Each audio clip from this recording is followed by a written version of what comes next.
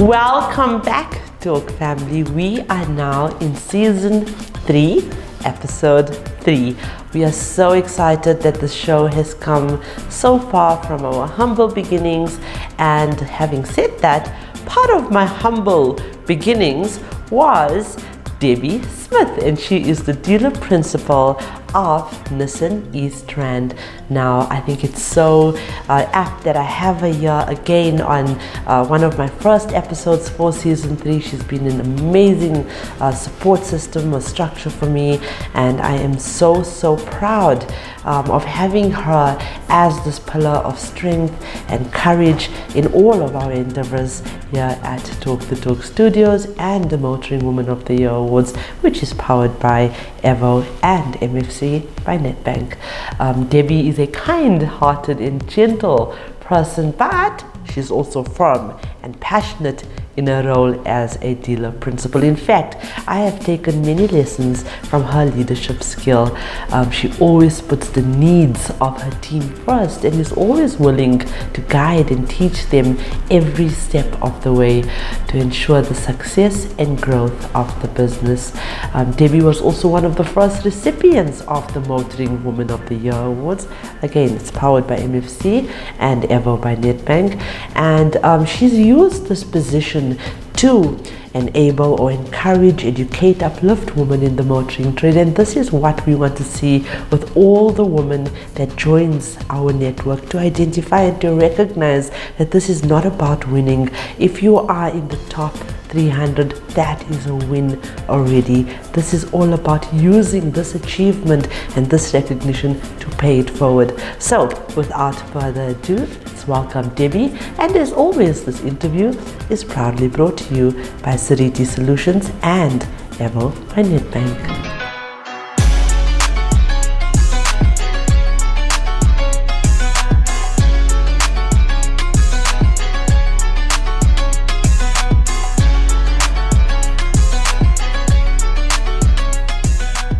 Hello, Debbie Smith. Hi, Desh. It's wonderful to be back here.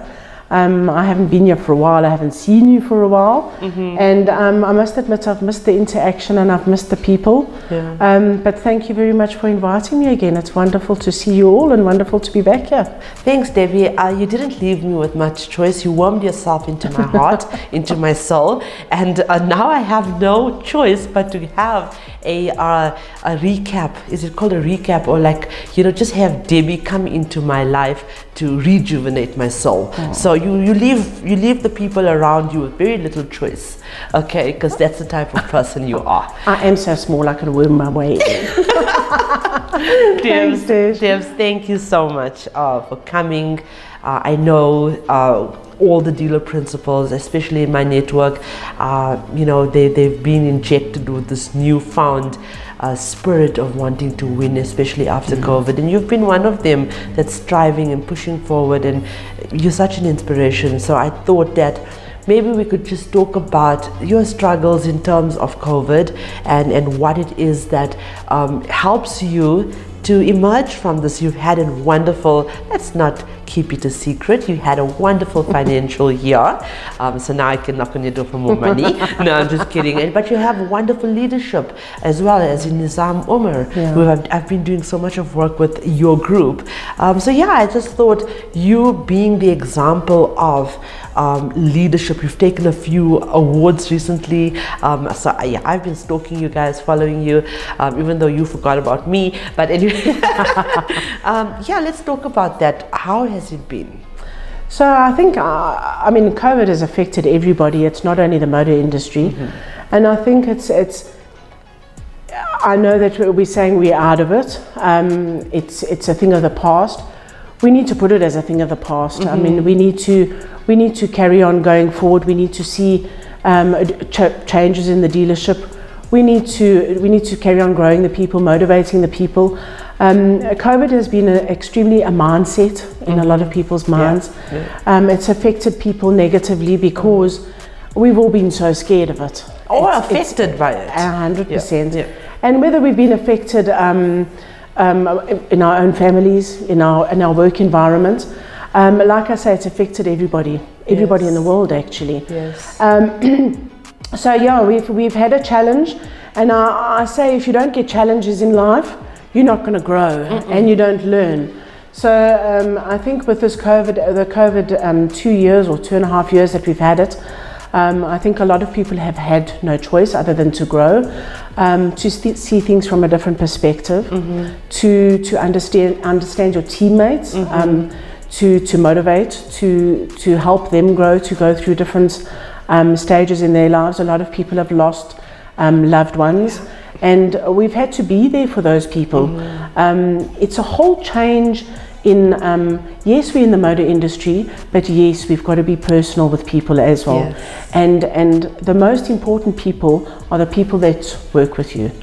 Because they're the ones that are the stability of the business. They're the ones that bring in the business. And I mean, if their heads are not right in the business, you're not going to run a good business. Absolutely. So as a DP, as a leader in any place, I think the most important thing has been to help the people who have had their losses, to help the people who have taken COVID as a negative mindset and change it to a positive. And yes, not to be scared. You know, you can't walk around every day being scared of what is around you and who's around you and who you're going to talk to and all the rest. Life has to go on. Absolutely. And I think that's what's helped us as a dealership go through this last financial year. And as you say, yes, I mean we've had a very, very good financial year with our big team leader, Mr. Nizam Omar. Hi, Nizam. An absolute wonderful leader that anybody could actually ask for. His support, his positivity, he assists where he can assist, and his involvement in everything in your day-to-day business, it's incredible. And I would say that from top of leadership, from Nizam's side, I think he's taught us how to lead our different dealerships and how to lead our teams with passion. I love that. I would actually like to give a shout out to Nizam. He's been here, we've spent a lot of time together, cross country. But Nizam, thank you so much. Thank you for everything you do for us as a team as well. And there's something that really stood out, you know, with what you said, and that is we need to stop being fearful. And it's so important to do that, because everything you've ever dreamed of, ever wanted, it's not a cliche, it's not just a proverb. Everything you've ever wanted is on the other side of fear.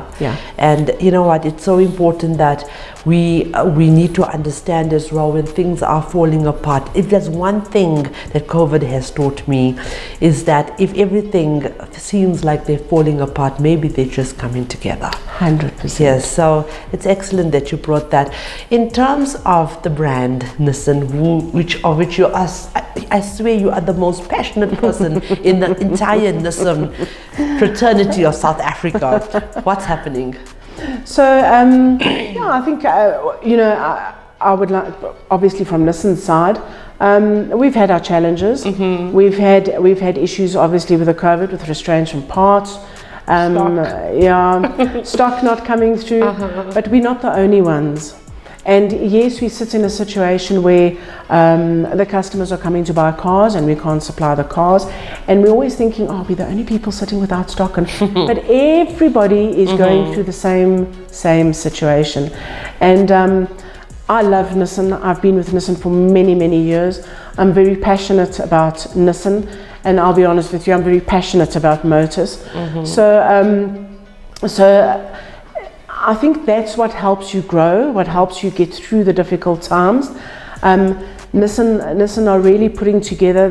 They've tried to grow us in training, in trying to get us to be motivated for new products, for new things coming. There is a new cash car coming, if I'm allowed to say that. We're so excited. And the stock is starting to come through. We've had the growth of building Navara in South Africa. So I mean, that's been a huge opportunity for in the last year that Nissan have had this opportunity, and it's a great thing for South Africans. It's a great thing for Nissan. we're going to grow the product and we're going to keep on going, strength to strength. Absolutely. And like I say, it's not only Nissan that's gone through the challenges, everybody's gone through the challenges. And once again, if you don't have challenges, you don't grow. I have worked with so many people in the Nissan brand, and especially from OEM level, and I see the passion in terms of wanting their people to grow, and you know, the encouragement and the facilitation. So it's been amazing to see the brand actually do that. And yes, the product is amazing, but it's so important to have the right people behind the product. And yeah, in terms of Nissan's plans moving forward, I know the Qashqai is coming. What else? I think that's all for now. Okay. Yeah, but what do we currently have? We have. Okay, so we've got the MP200 obviously on the commercial side, the MP200 which is the only half tonne in the market. I mean, we all know, we all carry on. Unfortunately, because of stock constraints, we haven't had a lot of stock. I have to say something on that in terms of the fact that it's the only. So there has been some stock issues. We all know that, and that's across the spectrum, across the brand. Sorry. So I've had calls. Obviously, people do phone Dish when, especially female business owners, they start off with the NP200, and they're like, "What is the alternative to the NP200?" And I'm like, "There's no alternative to the half tons. I can't help you." So yes, it is a big seller. It's 100%, and it's an extremely, it's a beautiful product. And it's what it's used for. It's the beginning of your little business. Exactly. It's a small little vehicle. It's exactly what you need. And it's also the fuel consumption is excellent, especially with what we're going through. We need that. So we've got the NP200. We've got the NP200 on the commercial. We've then got the new Navara single cab. So that's taken the place of the MP300, which was really outdated. So it needed a change. So now, yes, we compete with the new Isuzus, the Toyotas, the Fords, the Mazdas, and obviously with Navara's name, a very positive feedback from Navara's side. We're doing exceptionally well on the new single cab, and then you get to your double cabs and your Pro 2 and your Pro 4Xs, which are absolutely beautiful. We've obviously won the double cab 4x4 of the year, something to be extremely proud of. Absolutely, because that vehicle's built in South Africa. Exactly, and you're like competing against the likes of the ones that were here. I'm not going to name any, but for yours. So that's amazing. 100%. Then we have the Micra is still there, right? So the Micra is on run out at the moment. And there probably will there will be a vehicle to take the place going forward. And then we have the Magnite, which has been an extremely huge success story. A beautiful little car, a little SUV, what everybody's looking for, so people can afford, fuel consumption. So yes, the Magnite has really grown the Nissan name. And then obviously we've skipped the Qashqai for a little while, and we're also extremely excited for the Qashqai. It's a beautiful car. Going to be it is. I have sort of like seen it, so I know what's coming. Well, just continue following us, because I'm doing the launch. So yay. Magnificent. It's going to be so exciting, and it's going to be such a wonderful launch of a product, and we need this, and we need it so badly. Breath of fresh air, 100%, to motivate, to get the staff back into the running situation of they're excited again. X-Trail is still X-Trail. We have one here in the yard. Yes, the most comfortable vehicle on a long drive. And yes, then we have the Patrol. I've done the review of the Patrol. Beautiful. Beautiful vehicle. But yeah, it's one of those vehicles that you need to get bums in seats to buy. And I mean, it competes extremely well with the other brands, and yeah, if you get your bum in the seat, I promise you won't go for anything else. And that's all I could get, my bum in the seat vehicle, just to test drive it. That's all I could afford to do, but it is a beautiful vehicle. Now, Debbie, I think we've given Nissan, the brand, and your dealership East Rand a lot of exposure in this little segment of ours. Let's move on to you, okay? And the purpose of why I asked you, invited you back, it is because women at the moment, like I said, evolving in the motoring trade, transformation is taking place. What advice can you give to these women that are coming now to the forefront? And I'm hoping that we are instrumental in this transformation. We're seeing the numbers. It's been amazing. We've been traveling the country, educating and uplifting women, and there's still the reluctance. So I'd like you to use this opportunity to encourage them. And how do you feel about this transformation?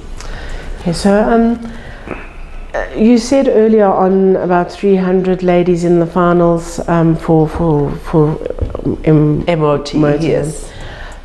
I think every woman in the motor industry is a winner. It doesn't matter who you are, and it doesn't matter what your position is. I think every woman in the motor industry can class themselves as a winner. It's always has been a very difficult trade to get into. Especially for a woman, but yeah, you know what? It's not that we are any worse off than the men in the industry. It's just that we haven't been given the opportunities to grow. Yes, and that's, I think, is where we need to look at. With the start of what you've started and how inspirational you've become to women in the motor industry, there have been huge changes. I mean, you can see it at my dealership. The women talk about it all the time. It's a positive. It gives a positive effect on them to say, well, if she can do it, so can I. If Debbie can do it, so can I. If Debbie's in that position, there's nothing stopping me. And it all comes from the passion of what you want to do, of how you treat people, how you look after people, and you've got to want to be able to do things. Nothing in life comes easy, and that goes for everybody.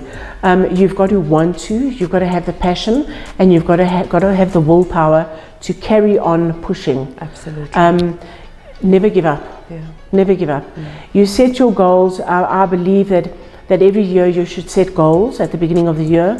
And yes, you have challenges getting there. You might have to climb mountains, to go down mountains, to eventually get to them. But you need to have that in your mind all the time. You need to keep that goal for the end of the year. You need to be able to achieve it. You don't change it. And anything is possible. As long as you don't give up. Absolutely. The minute you give up is the minute that you can say goodbye. It's easy for me to sit here and say that. It's very difficult to actually do it. But anybody can. And I think maybe we should, it's important that you say that. It's easy to advise, but when you're in that position and you can't find yourself out of that slump, what do you actually do? What do you do personally? I count to 10 and then I count to 20. No. You know what? I don't think Debbie doesn't have the time to count to 20. No, I don't have the time. You know what? You think back on the positive things that you've actually done in your life. You go home, you think back on those things and you think, you know what, you've done those things. What is stopping you now? What is stopping you? Number one, count your successes. Okay. 100%. Number two, what else? Number two, revert back to your MD. No, I'm joking. Speak to the people who have supported you. You will always have somebody in your life who's given you a good feeling, who makes you feel more positive, who makes you feel motivated. And it doesn't matter where in what position you are in the industry. I can tell you now, you will always have a moment in your life where you feel that you useless.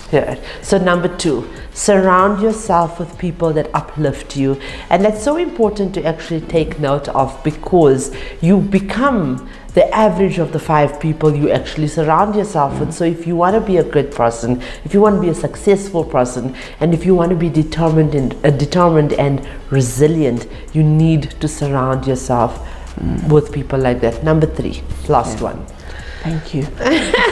Okay. See, the reason I'm doing this is because it's easy to say, look at your successes and then go back to that and find your strength in that. But when you're in that moment, sometimes you can't see that success. You only see what's in front of you, and then you go to the next alternative. Okay, make that phone call, like Who Wants to Be a Millionaire? Call a friend. Absolutely. Call a friend. Call a friend. So that could be the alternative of number 1. But sometimes people do not have, I'm not saying all people do not have friends. To be quite honest with you, I'd call you, Debbie. I'd call the people that I surround myself with, but sometimes they're not even available, and that's life. That you can't take personally. But what's number 3? So number 3 is always see the positivity in things. So when you're feeling negative, when you're listening to negativity, and I mean, I don't want to make it like it's really negative, but when you're listening to the news, when you're listening to the fuel prices, when you're listening to COVID, when you're seeing how many people are going through traumatic experiences in your life, always think things happen for a reason. Yes.